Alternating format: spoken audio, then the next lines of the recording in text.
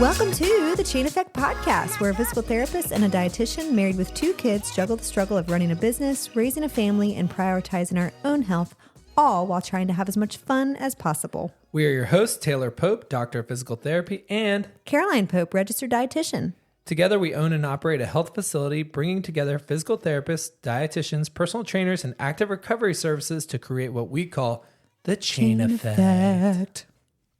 I am so excited about today's topic. I think everyone's wondering about it. What's going on? It's all over social media, Timely. TikTok. It's going viral, and people are talking about lifting heavy finally. And, I feel like it's changed so much because back in the day, I was a fitness instructor for close to 10 years, got my certification during college and taught all those crazy, more cardio-centric classes. Butts, guts, and thighs. Well, but I thought it was strength training. That was more strength training. And then I did kickboxing and all these high energy classes. I was jumping up and down, probably in the best cardio shape of my life. But during that training and then talking with all of my peers who were fitness instructors and all those classes, we always focused on light dumbbells. Like, oh, we don't want to bulk up. Yeah, we just do lightweight and, a bunch of reps and we won't bulk up.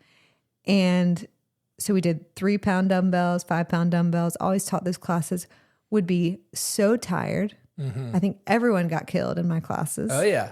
From firsthand experience, I think I was 31 at the time going to that class. It was over at UNC, and all of a sudden I'm in this class with, I think I'm the only guy in the class. Yeah, probably. I was the only guy in the class. Probably for butts, guts, and thighs. And Caroline is up there not only talking, motivating, yelling at everyone, but doing every exercise with head high kicks every single time. She's kicking like a football punter every single time.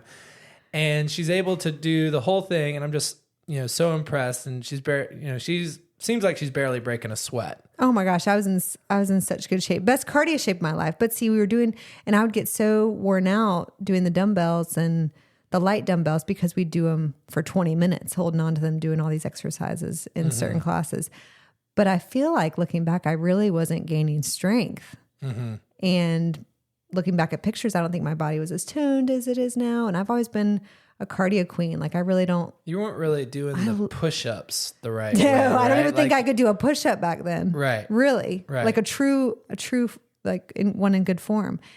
And so over the years, of course, being married to you and having Chain Effect and learning more about lifting, I've finally come around the last 5 years, I'd say, to doing more lifting and heavier weight progressively, but I really don't like it. Like, I don't know if anyone else is like this, but I rather do 1,000 jumping jacks than like 5 push-ups, or I used to. Yeah. And I don't like walking around between sets and you don't wasting like the time. I you don't like the breaks. I like to keep going. You like to get after it. And, that's the same for your warm-up. You don't like to warm up. No, I just get into it, which just gets me in trouble sometimes. It's nice for your young body to be able to do that. But, the rest of us, or at least some of us, we really need to warm up. And then maybe, you won't be complaining to me, after your workouts about my your back hurting and all this stuff that's hurting. That's what I have an in-home PT. So, but this theory of lightweight, more reps, like that, has been around a while, I feel like, but like to create the lean body look. Yeah. So that you're not bulking up. But I know a lot of people used to. I think we've really been empowered as women to be more strong, as beautiful, and, having that strength and everything recently, which is great in recent years. But everyone used to be scared of doing heavier weight. Yeah. So tell us about why is lifting heavy weight good, or what are some things that are happening in the body when we lift heavy weight from a PT's perspective? Yeah. So from a physiologic standpoint, there's a couple things I want to talk about. And the first is bone health. And lifting heavy weight has really 2 mechanical benefits for bone health. Bones are crystalline in nature, and because of that, they have a vibration under load. And it's actually this vibration that attracts the bone-making cells. Those are called osteoblasts. And they're attracted to the points in the bone that are under stress. So if you imagine, bending a bone in half, it's going to have a lot more pressure on one side of the bone. And because of that bending force, those osteoblasts in that crystalline nature, they're attracted. It's this ion thing, the positive, negative charge. They're attracted to that point of bending, and they start laying down more bone cells, more osteocytes. And those osteocytes, I mean, they're incredible cells. They kind of monitor what's going on inside the bone, and they'll actually, inform the body, hey, these osteocytes aren't as healthy. Let's get the osteoclasts, which are the bone degrading cells, to come in and sort of clean out and repair, and kind of tag some of those damaged cells for removal. And then the osteoblasts will come in and lay down more bone making cells. So it's really this ongoing process. A lot of people think that your skeleton is formed when you're, after puberty, when you're sort of fully grown, but we're constantly going through this process.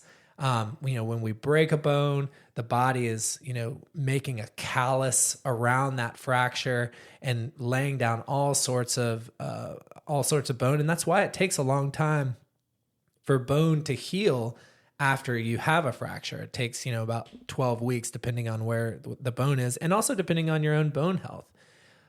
We actually, this crystalline nature of the bone is really interesting. And we actually, in the clinic, will use a tuning fork to diagnose stress fractures. What is that? So a tuning fork? It is a metal device that I bang mine against my knee and it starts vibrating.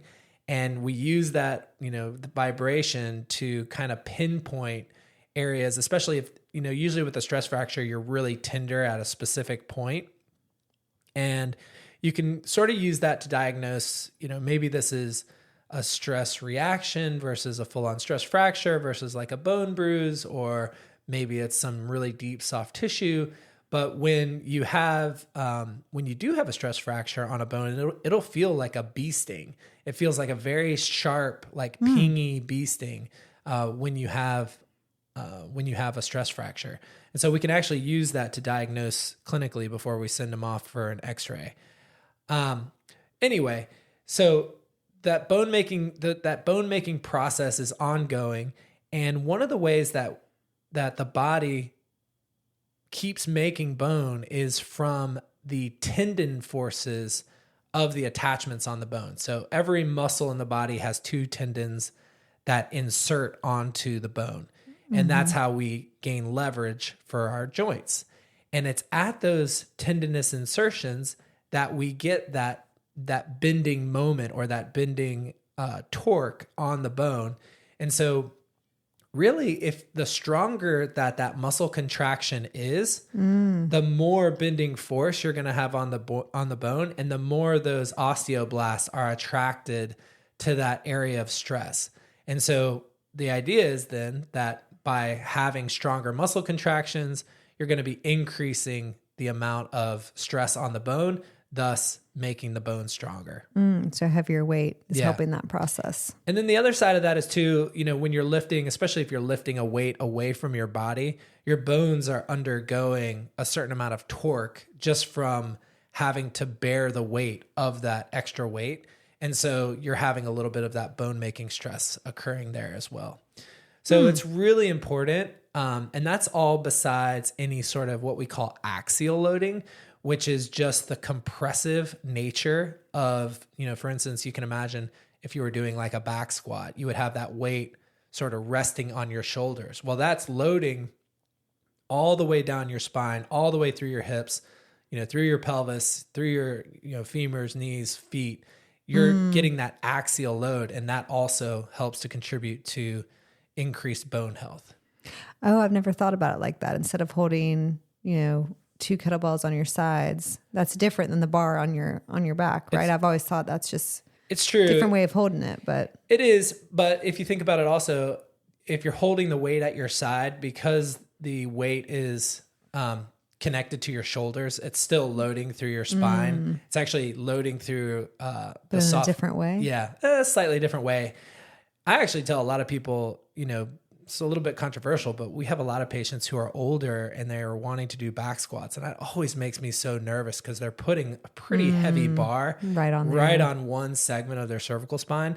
So we tend to start with front squats most of the time, and front squats can get a lot more core engagement and still give you the same benefit of that quad loading. Right. So that's about bone health. That's what's happening when you're lifting heavy weight in terms of bones. What else? What else is going on and why it might be good to lift heavier? Well, one of the things that a lot of people don't fully appreciate is how the central nervous system works. And that is basically your nerves through your body. Central nervous system is, the brain and the spinal cord, and then it branches out into the peripheral nervous system into your arms and legs. And that system is what is coordinating the different muscle contractions for you to lift things off the ground or pick up or move different weight. And the more that you have to lift or the more weight that you have to load, the more that system has to recruit muscle fibers in a pattern of musculature so that you can accomplish that task. So again, the heavier the load, the more recruitment has to take place. And, you can do a simple experiment right now. If you just take your hand and you just make a light fist and you think about, what you're feeling right there, like what muscles might you be feeling just with a very light fist? Yeah. My forearm. Yeah. Perfect. Your forearm. Now take that same fist and make it tighter. Do you feel any? My bicep. Yeah, you feel your bicep? Okay. Now go white knuckle as hard as you can and see what muscles you start to feel. I don't know, bicep, tricep. Maybe get a little bit. Delts a little bit. Delt. In the back. I can even get my pec. Like if I really bear down, I can start to get my pec. And so you're recruiting more muscles the harder that you're intensifying that load. And so in a way, and it's sort of been talked about recently that this might be one of the only ways progressive overload, lifting heavier and heavier weight over time, might be one of the only ways to keep the nervous system young. Wow. And you can think about it like wiring in your house. When you're plugging a bunch of different things into your house, you can kind of overload the circuit, but in our body, our circuits get stronger when we overload them. Not like our house. Our brain just won't explode from overloading, like la, la, la, sparks. Well, progressive, right? You don't do too much, and that's honestly where where people do get hurt is where they're not able to support a load. Particularly, like if you imagine a lot of people get hurt with if people are going to get hurt doing a deadlift. A lot of times it's because their lats are not able to accept the heavier weight. And so the lats are in the back, kind of help stabilize the shoulder blades and help keep your spine in a neutral position. But they're not able to support the weight through their arms, which causes them to round their upper back, which sends that pressure directly into their lower back. So really like being able to recruit it's indirectly form. Yeah. Like that's secondary because of the strength. That's interesting. This is a deeper, I don't think the general public would ever think about this, nervous system bit of lifting heavier and why that's important. And a lot of people are thinking about, neurodegenerative decline these days. And a lot of times we used to think about the brain and the body being these separate things, brain health, body health. And now what we're realizing is, it makes sense, right? That everything is so much more connected to each other. And so working the body helps develop the brain. Working the body helps nourish the brain. Just like with nutrition, like gut and brain, that connection, it all works together. And building that connection, building those pathways, nurturing those pathways over time with increasing load is what's thought to be sort of the fountain of youth for the nervous system. And so how many times should someone, if they're starting off lifting a little bit heavier, putting down those 5-pound dumbbells, trying to get a little bit, more in tune with this lifting, how many times a week would you suggest someone starts this program? Yeah, well, I think first you really need to think about, the programming that you're doing. And obviously, we're going to recommend you're working with some professional, whether it's a personal trainer, whether it's a physical therapist, maybe both. I definitely think you should be working with a professional, because even if you're watching the videos on YouTube, you're not watching yourself. Now, if you're taking a video of yourself and you know what to look for, but it is very subtle, like where you can, be setting. Even if you're looking in the mirror of yourself, Sure, it's amazing to me when you point out like, oh no, tighten this, move this. And the body's really adaptive. So, it can adapt motor programming for benefit. For instance, you make a free throw, you practice that same form over and over again. You're more consistent at making free throws. Well, we can also lay down bad muscle memory and develop poor neuromuscular control and those bad motor habits as well. And that's usually what happens after injury, actually, is that we get injured and then all of a sudden we're laying down bad motor control because we're compensating for that injury. We're offloading that tissue and something else gets hurt. And then a long time after that injury has healed itself, we're still laying down that bad, we're still using that bad motor program. And so that's where we have to really focus on the details of doing these. And what we're going to talk about is compound lifts, functional movement patterns, doing these with perfect form every rep. Is that what new lifters should focus on? Yeah, compound definitely. movements. Yeah. So these new lifters, and to answer your question, how often should people be doing this and sort of what regimen? At Chain Effect, we recommend that people take a functional approach, and we're gonna sort of break up the lifts into the different functional movement patterns. So how the body was designed to move, and then perfect those movement patterns, and then load those movement patterns progressively over time. What's so interesting, we both have kids, and I've been like geeking out about this since Bennett was a little baby. Crawling and moving, or how he develops. I mean, these are all the functional movement patterns. Crawling, he performed, I have a video of him at like 1.5 years old, lifting up his little toy bike, and he performed the most perfect deadlift I've ever seen. You were so proud. And I have it on video. It's amazing. He just picked it up, and Farmer carried it over to point, B, put it down with a perfect hip hinge. And it was just like, oh my God, he's just doing it totally naturally. And then when he interacts with the ground, he's got a perfect squat. I mean, you've seen him like squat down on the ground. It like kills me that I can't do that. It hurts me just to watch him do that, but he's playing with his Legos in a deep squat for 15, 20 minutes at a time, and he doesn't even think about it. And so hip hinging, knee hinging, those are two of the sort of primary ones, and we'll use those as sort of cornerstone lifts to separate your days. And so having one day, and so this is basically for a new lifter, maybe doing a 2-day-a-week program is plenty. And separating your days into a hip dominant day and a knee dominant day. And on that hip dominant day, you're doing more of a deadlift program. So that's where your deadlifts, hip thrusters, single leg deadlifts, things like that. The back side of your body, working out a little bit more. Working that posterior chain, right? So with the hip hinge, you're going to be working a lot more hamstrings, glutes, back, etc. And then with the knee dominant, you're going to be working more quads, core, and that anterior chain. And so really breaking, and that's the knee dominant exercises are squat, step ups, lunges, things like that. And so we're sort of separating our days with those big compound lifts, and then incorporating the pulls into horizontal pulls and vertical pulls, and then presses, horizontal presses and vertical presses. And so developing those patterns and then starting to build weight on top of those progressively. So not what we've always heard, leg day, arm day, core day. It's different. Well, right? And that has a place, particularly if you're working out, if you're working out 5 days a week, you can silo those muscle groups and usually be pretty fine. But if you're anything like me, when I was first lifting, I'd start the week off and I'd be like, okay, it's bench. Let's see, it's bench and tricep day, or chest and tris, and then the other one's back and bis, shoulders, legs.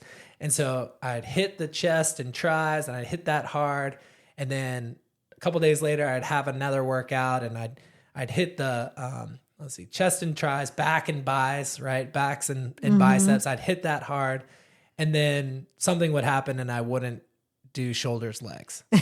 Yeah. You know? And then I'm back You're a little imbalanced. And then I'm back to the start of the week, and it's chest again, another chest day. Don't want to miss chest day. Right. That's true. Yeah. If there's certain days you fall off or busier in your week and you don't get to it. Right. And then what you have is, you're just being pulled more and more protracted in your shoulders, rounded in your upper back, because you're developing those pecs and you're not balancing it out, with the rear delt and the shoulder exercises. And so, you can just create a lot of imbalances by doing that. It's called a bro split, where they're, really siloing those. Of course, for bodybuilding, where you are working out almost every day, 6 days a week, it can make a lot more sense for you to, sort of silo those days. But for the new lifter, someone who's just trying to build a base level of strength, lifting those 2 days is enough, and doing more full body. So would you say lifting heavy is good for anyone?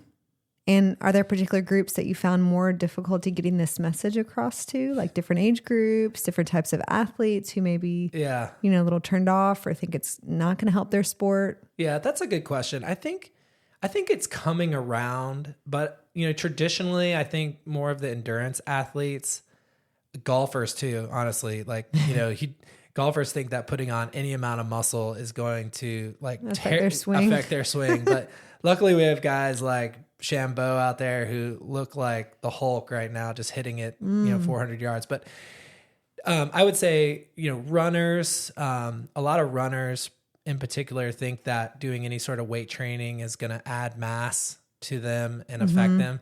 And what I try to tell people is, when you are running, you are loading 250% of your body weight every time you strike the ground. And so, that much? Yeah. And so if you're not able to stabilize that weight with really good core strength, with really good, posterior chain, really good anterior chain mechanics, and then you're setting yourself up for an injury and an overuse injury. And again, like, you meet a runner, they got some sort of thing going on usually, because it's a repetitive exercise. They're doing so many steps every time they're working out and so many loads. And so, if I can get them to build up even just like a base level of strength by doing some heavy lifts, then, you're really improving their ability to maintain their sport. And a lot of times, again, going back to that misconception about, gaining, where does strength and, where does sort of that hypertrophy or that like really increase in muscle size come from? It really comes from doing a lot of reps, lots of sets, lots of reps to gain muscle, to gain that bulky, big muscle. And really you can do, 5 reps, 6 reps, and you're really working on what I was talking about, which is that neuromuscular control and building strength. So you can improve the efficiency and the coordination of your muscles, and that through that neurological system by doing heavy loads of like 5 reps, 5 sets. So it's not going to take a while either. Yeah, it's not going to take as long. I mean, technically you're supposed to have breaks, but a lot of people will superset. So they'll do like their deadlift, and then they'll do like a horizontal pull, and then they'll do an anti-rotational core exercise, and then go right back to the deadlift and do sort of sets of 3 different exercises, sort of bouncing back and forth, and then hit another group. So runners, definitely, maybe some other field sport athletes that cut. Field sport athletes. Yeah. Those forces go up, when you're doing sprints, cutting, jumping, that 250% load just starts skyrocketing. I mean, you're getting huge multiples of that. And so anyone trying to, suffering from different joint injuries or, hamstring injuries are a big one. And, people aren't developing their posterior chain. A lot of people think they're doing a deadlift, but they're really doing more of a squat pattern. And they're just hitting a lot. They're developing their quads, and they're underdeveloping their hamstrings. They're underdeveloping their glutes. So yeah, definitely those field sport athletes. Another one that's interesting is the older population, has this, sort of inherent mindset that, as they're getting older, they should just be like winding it down, like just Maybe they're afraid of getting hurt. I should just scared. Yeah. Like I'm too old for that. I should be doing less and less and lighter and lighter. And they get in this mindset of, we should be doing lighter and lighter and lighter. But there's all the research again shows that, you can develop strength at any age. I mean, they took this group of deconditioned 90-year-olds and they got them on a fitness program, and they were able to show incredible strength gains in just 6 weeks. Wow. Of like doing things like getting up and down from a chair repetitiously, doing wall sits, very basic stuff. But they were able to show huge increases in balance, limit their falls risk. And I have a lot of older athletes who get after it in the gym, and they're increasing their weight. They're doing more in their 70s than they were doing athletically in their 50s. Yeah. And, it's all about, building it up slow, doing it with a professional so that that you're going to be safe and doing it the right way. But those are definitely some groups. And then the last one would just be, some kids and younger athletes. Should kids be, how young? Well, there's, can we start lifting or doing heavier weights with kids? Yeah. I think the older prevailing thought was that you were going to, stunt your growth if you're, lifting heavy. But I think you really see that, the sort of classic is that like gymnast, right? But you got to think, if we're going back to those forces that, you get with running, those forces that you get with sprinting and cutting, and then you multiply that by what it takes to like jump off a beam or do like a backflip or a double backflip or 10 back handsprings into a double backflip. I mean, those are incredible compressive loads. So I do think that there probably is some, compression of the growth plates in those athletes. But for, your field athletes, for a lot of your, more sport specific athletes, basketball, football, soccer, ultimate frisbee, all of those sports, I think, especially getting, a baseline understanding of the different patterns of movement as a young athlete and sort of building that strength up slowly over time. So making sure your movement quality is on point is really giving them incredible toolkits that they can use for the rest of their life. Yeah. And so starting them off young before they get in the gym anyway, and they're just like, I don't know what to do. Let me do some curls. Let me do some just bench like press. with any life skills, it would be good to learn, I think, before they go into college. But I imagine posture realignment and working on kids' posture could be helped with weightlifting just because of screens. Oh my gosh. Tablets. And it's only gotten worse. I mean, do you see that just all the time with your younger clients? Incredible. And I mean, a lot of these athletes are in pretty tech neck, is that what it's called? Tech neck and bent over. And their thoracic spines have a tremendous amount of kyphosis. They're not really able to hold themselves upright, straight, let alone under load. And that's when their bodies are the most pliable. When your skeleton is developing, you are developing the alignment of your body. And so if you think, you have someone with scoliosis, the best time to attack that is when their skeleton is still developing. And, I know we said that the skeleton continues to, grow over the course of the lifespan. It's an active process, but you are developing, the sort of building blocks of your skeleton as you go through, you're growing as a younger person. So that is the best time to attack it, and you can really work on a lot of those imbalances then. So it sounds like any of our listeners, whatever age you are, if you are not lifting, please start safely. But about twice a week would be a good starting point. One of our heroes in functional fitness, Pavel Tatsulin, I remember, he was the sort of Russian kettlebell guy. He brought a lot of this stuff. And I remember listening to a podcast where he was talking about his father in his, started weightlifting in his 70s and was, after doing it for just a few years, was doing a 400-pound deadlift. I mean, that is an insane amount of weight for anybody, but it's incredible for someone, in their 70s developing that from scratch, right? And probably feeling better than ever, not getting hurt, but feeling better than ever. So back to this concept of why will people not bulk up from the act of lifting heavy itself? There's a lot of factors, but basically to bulk up, to get bulky, quote unquote bulky, you really have to work at it. Yeah. Right? You're going to have to eat way more, and we'll talk about kind of the division of macronutrients, but eat way more.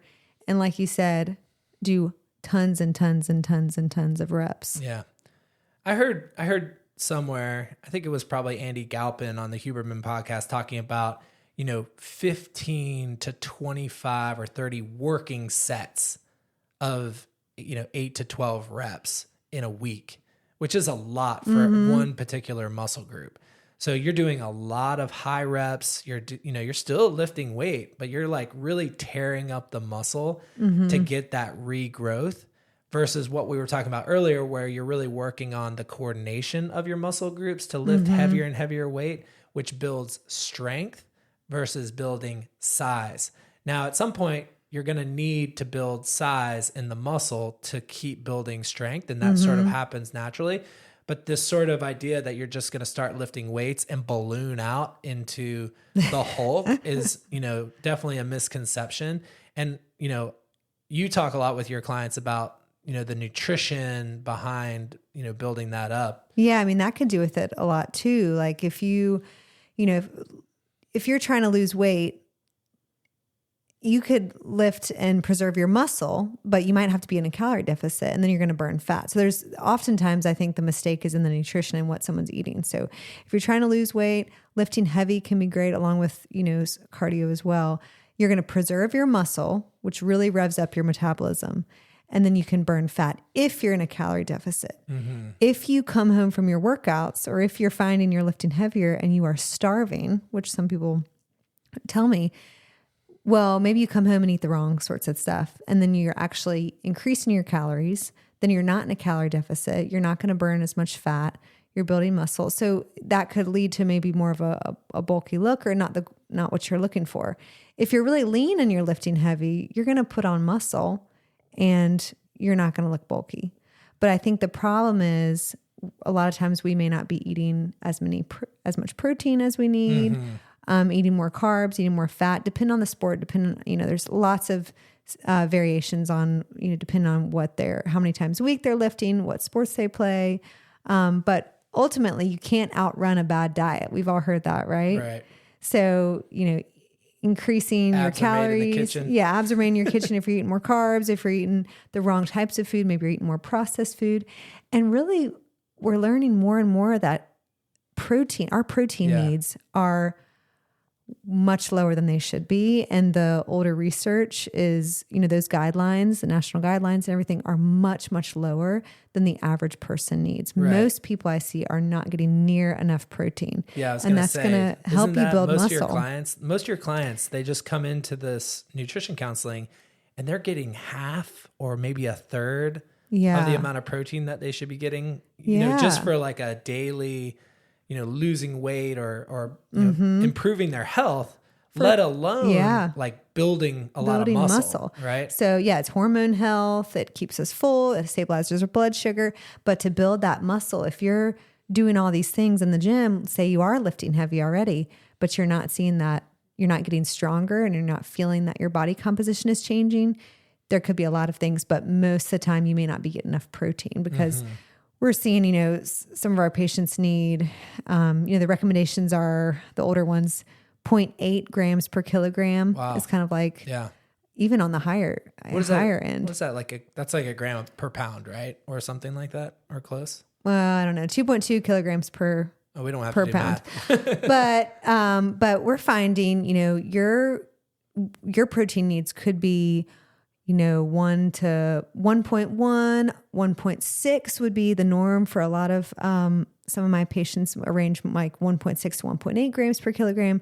Some people who are lifting, athletes could need upwards of 3.1 grams per kilogram of protein. Wow. So if you do the math, and it all depends, and this is why, meeting with a dietitian could be a good idea to really break this down and do all the calculations, but people are not getting enough protein. I mean, a lot of women, especially because I see a lot of women come in, they're not seeing results. and they might be getting 50 to 60 grams of protein. And so I usually try to bump them up to at least 80 grams starting off a day in baby steps, right? And then we go up to 100 grams a day. I find that works well, stabilizes hunger, appetite, and actually helps them see that muscle growth, and then so they can burn fat at the same time. And some of that also is protein fills you up. So yeah, I was going to say, when I'm eating a lot of it's going protein, to push out room, it's going to push out space where you can't eat as much carbs, processed foods, other things. Your appetite might be a little more curbed. So if you think about that visual, like 1 pound of muscle versus 1 pound of fat, like those visuals some doctors have and some clinics have, your weight, we know weight is not indicative of health because you might build a lot of muscle. Your weight might stay the same, but you're losing fat and your body composition is changing by lifting heavier, eating enough protein. I had a patient just the other day. She says, since I've been doing the weightlifting with you, my weight hasn't changed at all, but my pants are much looser. Yeah. Right. And it's like, that's perfect. I mean, that's what you're looking for. And that's why we really don't think about weight all the time. There's so many different factors. And if you're really, if you really want to get into the nitty gritty, getting some sort of body composition scan before you start is a great way. Getting a DEXA scan, we have the Fit 3D scanner, getting something like that as a baseline before you start your journey is super important. I highly recommend that. So you don't get, disappointed or burn out from working hard. A lot of people will just lose weight just by managing their diet, right? But I saw something where, if you're in a calorie deficit and not weight training, 30% of your weight loss could be muscle loss. And it takes so long to build muscle. A lot of, what I tell my patients, because they feel stronger right away, I have to tell them that is the neuromuscular control that you're feeling. Your muscles, after just a couple weeks haven't really gained any size. That's really taking like 10 to, 8 to 10 weeks over the course of consistent lifting to get that actual cellular turnover. And so a lot of what, people are, when they're just doing a crash diet or they're really changing their, nutrition behavior, if they're not strength training, they could be losing a lot of muscle that's hard to get back. For sure. And, we need muscle. This is another area where I see a lot of women perimenopausal, postmenopausal, just really having a tough time losing fat. And we also need to work on strength because having more muscle in our body revs up our metabolic rate, like I said earlier. So our metabolism, that is one natural way to increase our metabolism, our resting energy expenditure, which is what our body, just to survive, like if we just laid on the couch all day, how many calories would our body burn to breathe, to digest food? And if we have more muscle is how you can also increase your metabolism, along with getting more steps in and, different foods you eat and stuff have different thermic effects of food, which burn calories. And that non-exercise activity thermogenesis, that's like how much you move in a day. That's not planned exercise, but having more muscle is a great way to naturally increase that basal metabolic rate. Yeah. So just having more muscle burns more calories. So again, it's lean, it's very compact. So you may, your weight might be the same, but you could have more muscle and be losing fat and be increasing your metabolic rate, which is going to help you keep up losing fat or maintaining that weight. Love it. Love it. Well, that's awesome. So, I think one of the things, people, sort of start to think as they get older and older, they know that, there's a strength decline as they get older. And I heard someone say, if we have a 1% decline year over year, then that's why it's so important to build that base in midlife, right? Let's elevate that, strength foundation in midlife so that as we do see that decline, and that's not to say that you can't maintain strength, you can't still gain strength as an older person, but that top end potential starts to decline as we get older and older. I think for men, it's after 50. In general, for women, I think it's a little bit younger. But classic. But we really want to start from a super solid foundation, and then we can really age, more gracefully. And plus you're just, you'll feel better, you'll feel tighter, and you'll be able to do more. You'll be able to. It's very empowering building strength and getting stronger. So I hope that was enlightening. Thanks for filling us in about all that, Taylor. Yeah, I think that was really educational for people. And so if you're not lifting already, please start no matter your age. We've talked you through, anyone could benefit from it, and you're not going to bulk up. And so don't be scared of it like I was for so long. Yeah. And do it with some professionals, have a team, have a dietitian, have a personal trainer or a physical therapist with you to help coach you along the way. And if you want to reach out to us to have any questions about what we talked about or get a little more information, please do. Taylor at Chain Effect and Caroline at chaineffect.us. And we'll see you next time. All right. See you later. Catch you later.